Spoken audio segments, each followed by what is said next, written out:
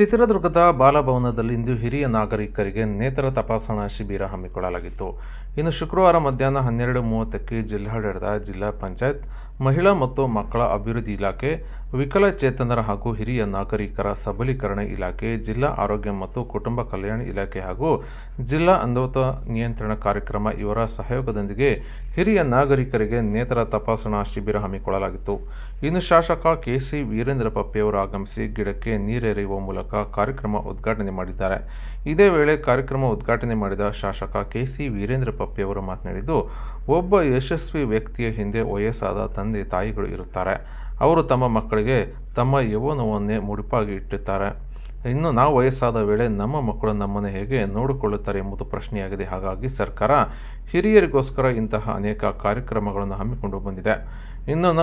ಇನ್ನು ನಮ್ಮ ಆರ್ಥಿಕ ಪರಿಸ್ಥಿತಿ ಚೆನ್ನಾಗಿದ್ದರೆ ಮಕ್ಕಳನ್ನು ಕೇಳುವ ಪರಿಸ್ಥಿತಿ ಬರುವುದಿಲ್ಲ. ಇನ್ನು ನಮ್ಮ ಸರ್ಕಾರ ಹಿರಿಯರಿಗೆ ಅನೇಕ ಕೆಲಸ ಕಾರ್ಯಗಳನ್ನು ಮಾಡಿಕೊಂಡು ಬಂದಿದೆ. ಹಿರಿಯರಿಗೆ ಸಹಾಯವಾಣಿ ಸಹ ಪ್ರಾರಂಭ ಮಾಡಿಕೊಂಡು ಬಂದಿದೆ. ಇದೇ ರೀತಿ ಅನೇಕ ಯೋಜನೆಗಳನ್ನು ಸರ್ಕಾರ ಹಿರಿಯರಿಗೆ ಮಾಡಿಕೊಂಡು ಬಂದಿದೆ ಎಂದು ಕೆ.ಸಿ. ವೀರೇಂದ್ರ ಪಪ್ಪಿಯವರು ತಿಳಿಸಿದ್ದಾರೆ. ಇನ್ನು ಈ ಸಂದರ್ಭದಲ್ಲಿ ಅಂಗವಿಕಲರ ಕಲ್ಯಾಣಾಧಿಕಾರಿ ಜಿ. ವೈಶಾಲಿ, ಮಹಿಳಾ ಮತ್ತು ಮಕ್ಕಳ ಅಭಿವೃದ್ಧಿ ಇಲಾಖೆ ಅಧಿಕಾರಿ ಭಾರತಿ ಆರ್. ಬಣಕಾರ್ ಸೇರಿದಂತೆ ವಿವಿಧ ಇಲಾಖೆ ಅಧಿಕಾರಿಗಳು, ಸಿಬ್ಬಂದಿಗಳು ಹಾಗೂ ಹಿರಿಯ ನಾಗರಿಕರು ಹಾಜರಿದ್ದರು. ಇವತ್ತು ಒಬ್ಬ ಯಶಸ್ವಿಯಾಗಿರುವ ಪುರುಷ ಇರಲಿ, ಮಹಿಳೆ ಇರಲಿ, ಅವರ ಹಿಂದೆ ಅವರ ವಯಸ್ಸಾದಂತ ತಂದೆ ತಾಯಿಗಳದ ಒಂದು ಜೀವನ ಯೌವನನೇ ಮುಡುಪಾಗಿರ್ತಿರ್ತಾರೆ. ಯಾರೇ ಆಗಲಿ ತಮ್ಮ ಮಕ್ಕಳನ್ನ ಇವತ್ತು ನಾವು ಬಹಳ ಉನ್ನತಿ ಸ್ಥಾನದಲ್ಲಿ ಇರಬೇಕು ಅನ್ನೋಂಥ ಒಂದು ಆಶಯದೊಂದಿಗೆ ನಾವು ಇವತ್ತು ನಮ್ಮ ಮಕ್ಕಳುಗಳನ್ನ ಬೆಳೆಸ್ತೀವಿ. ಆದ್ರೆ ನಾವು ಹಿರಿಯರಾದ್ಮೇಲೆ ನಮ್ಮ ಮಕ್ಕಳು ನಮ್ಮನ್ನ ಎಷ್ಟು ಮಟ್ಟಿಗೆ ನೋಡ್ಕೊಂತಾರೆ ಅನ್ನೋವಂಥದ್ದು ಇವತ್ತಿನ ಸಮಾಜದಲ್ಲಿ ಒಂದು ದೊಡ್ಡ ಪ್ರಶ್ನೆ ಆಗಿದೆ. ಇದನ್ನ ಅರ್ಥ ಮಾಡ್ಕೊಂಡಿರುವಂತ ನಮ್ಮ ಸರ್ಕಾರ ಹಿರಿಯರಿಗೋಸ್ಕರನೇ ಇಂತಹ ಕಾರ್ಯಕ್ರಮಗಳನ್ನ ಇವತ್ತು ರೂಪಿಸ್ತಾ ಇದೆ. ತಮ್ಮಗಳ ಆರೋಗ್ಯ ಮತ್ತು ಆರ್ಥಿಕ ಪರಿಸ್ಥಿತಿ ಎರಡೂ ಉತ್ತಮವಾಗಿರ್ಬೇಕು. ಇವತ್ತಿನ ಸಮಾಜದಲ್ಲಿ ತಮ್ಮ ಮಕ್ಕಳು ತಮ್ಮನ್ನ ಎಷ್ಟೇ ಚೆನ್ನಾಗಿ ನೋಡ್ಕೊಂಡ್ರು ಕೂಡ ತಮ್ಮ ಆರೋಗ್ಯ ತಮ್ಮ ಕೈಯಲ್ಲಿರುತ್ತೆ. ಜೊತೆಗೆ ತಮ್ಮ ಆರ್ಥಿಕ ಪರಿಸ್ಥಿತಿ ತಾವು ತಮ್ಮ ಇಡೀ ಜೀವನದಲ್ಲಿ ಕೊಟ್ಟಿರುವ ಕೈಯಾಗಿರ್ತೀರ.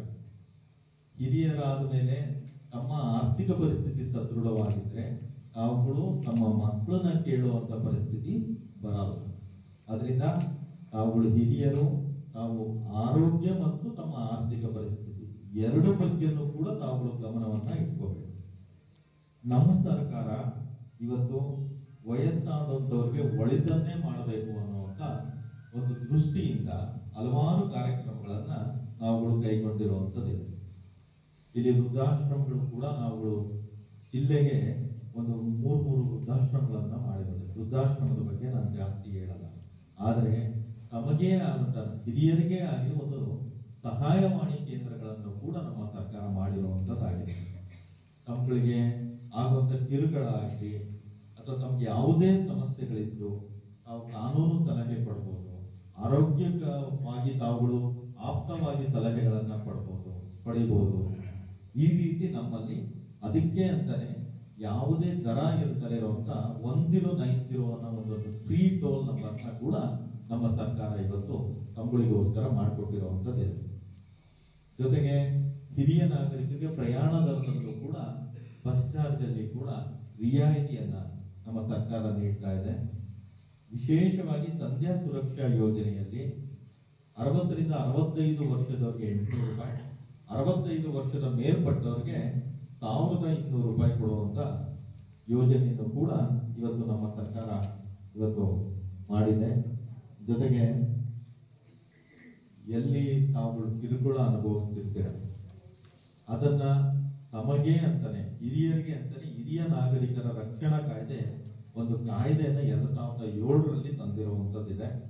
ಅದಕ್ಕೂ ಕೂಡ ಒಂದು ನ್ಯಾಯಮಂಡಳಿಯನ್ನ ಪ್ರತಿ ಜಿಲ್ಲೆಯಲ್ಲೂ ಸ್ಥಾಪನೆ ಮಾಡಿದೆ. ಇಷ್ಟೆಲ್ಲ ಸರ್ಕಾರದಿಂದ ಇವತ್ತು ಕಾರ್ಯಕ್ರಮಗಳು ತಮಗೋಸ್ಕರ ಆಗ್ತಾ ಇದೆ.